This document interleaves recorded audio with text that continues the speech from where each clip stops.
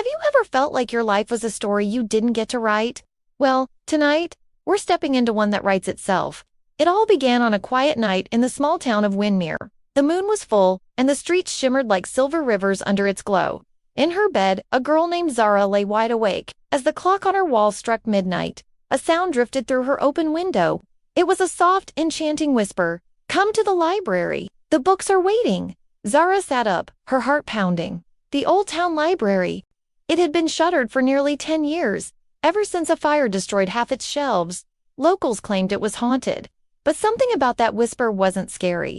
It felt like an invitation. Her curiosity burned brighter than her fear. She threw on her hoodie, grabbed a flashlight, and slipped out into the cool, silent night. The whole town seemed to be holding its breath. When she reached the library's wrought iron gates, she expected them to be locked shut. Instead, they creaked open on their own, as if welcoming her home. Inside, the air smelled of old paper, rain, and forgotten stories. Dust danced like tiny fairies in her flashlight beam. And there, sitting right at the center of the main librarian's desk, was a single, glowing book. Its cover was a deep, midnight blue, adorned with golden letters that swirled and rearranged themselves before her eyes. Finally, they settled into a title that made her heart skip a beat. "The Book That Reads You." Zara hesitated for only a moment, then she opened it. The pages were blank, but just for a second. Then, as if an invisible hand were writing, words began to appear on their own. "Welcome, Zara. You are late. The story has already begun." Before she could even process what that meant, a sudden powerful gust of wind blew through the library. The pages of the book fluttered wildly, and suddenly, everything began to spin. The bookshelves melted into shadows, the floor turned into a swirling vortex of clouds, and Zara felt an irresistible pull. She wasn't just reading the book anymore. She was falling into it. When Zara opened her eyes, she was no longer in the dusty library. She stood in a glowing forest under a deep purple sky. The air hummed with whispering leaves, but they weren't speaking words. They were sharing memories, forgotten dreams that floated on the breeze. It was both beautiful and eerie. Then, a crisp voice spoke from right behind her. "Ah, our new reader has arrived." She spun around and saw a cat. But this was no ordinary feline. He was impeccably dressed in a tiny tailored suit, a smart red body, and he was casually checking a golden pocket watch. "The name's Mr. Whiskers," he said, giving a polite little bow. "I'm the guardian of stories and, for tonight, your guide. You've been chosen, Miss Zara." "Chosen?" Zara asked, her head still spinning from the fall. "Chosen for what?" "To complete the story before dawn," the cat replied matter-of-factly. "There are 3 chapters, which means 3 trials.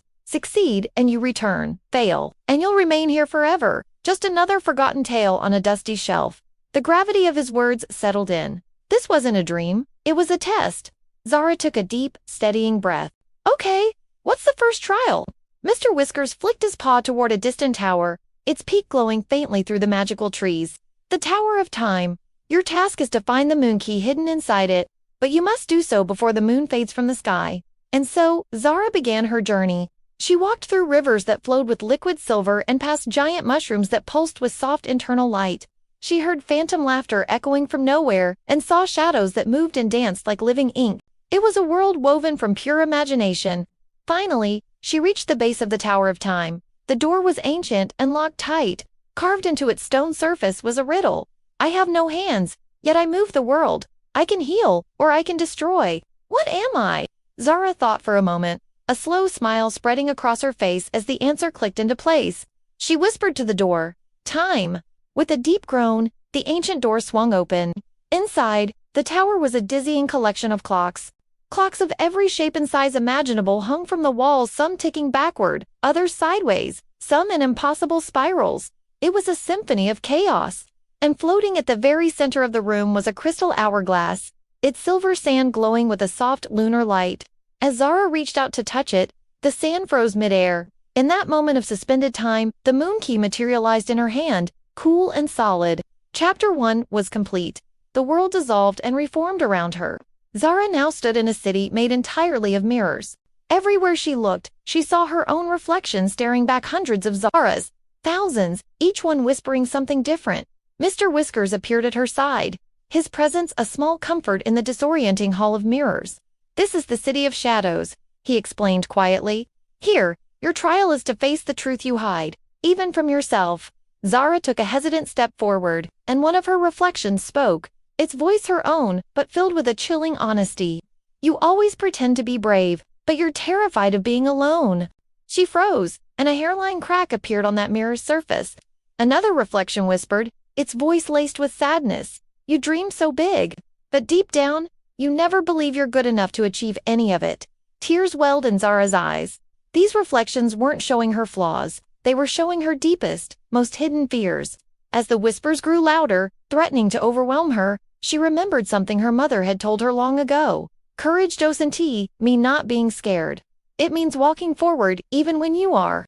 Finding a new strength within that memory, Zara looked at her fractured reflections. She touched the nearest mirror, her voice clear and steady. "I am scared," she admitted, "but I'll still move forward." At her words, a brilliant light erupted.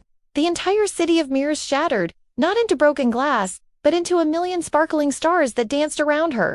As the light faded, a single silver feather floated down into her open hands. "The feather of truth," Mr. Whiskers said, his voice filled with pride. "You've done it."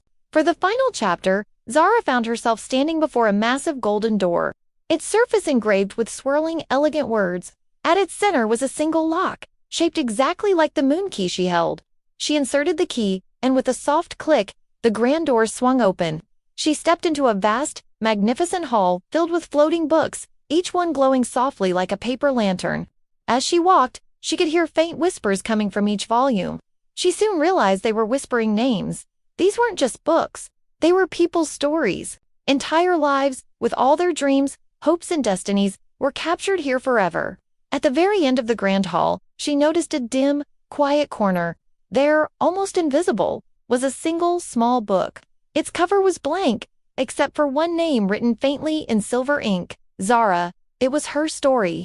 Her hands trembling, she opened it. On the very first page, written in what she recognized as her own handwriting, were the words, "Every story begins when you stop being afraid to write it." As she read them, the book in her hands began to glow, and the light spread, filling the entire library until it was blinding. Mr. Whiskers smiled, his work complete. "Congratulations, Zara. You've completed your story. But what happens now?" she asked, shielding her eyes from the light. The cat tipped his tiny hat. "Now," he said with a wink, "you live it." And with that, everything faded to white. Zara woke with a start, back in her own bed. Morning sunlight was spilling across her room, birds were chirping outside, and for a moment, she thought it had all been an incredibly vivid dream. But then she saw it. Lying on her desk was a single, shimmering silver feather, and beside it, a small note written in elegant, looping handwriting. "Chapter 2 begins tonight." Mr. Whiskers, a clock emoji, was drawn next to his name. Zara smiled, a real, genuine smile. She held the feather close to her heart and whispered to herself, "Every life is a story.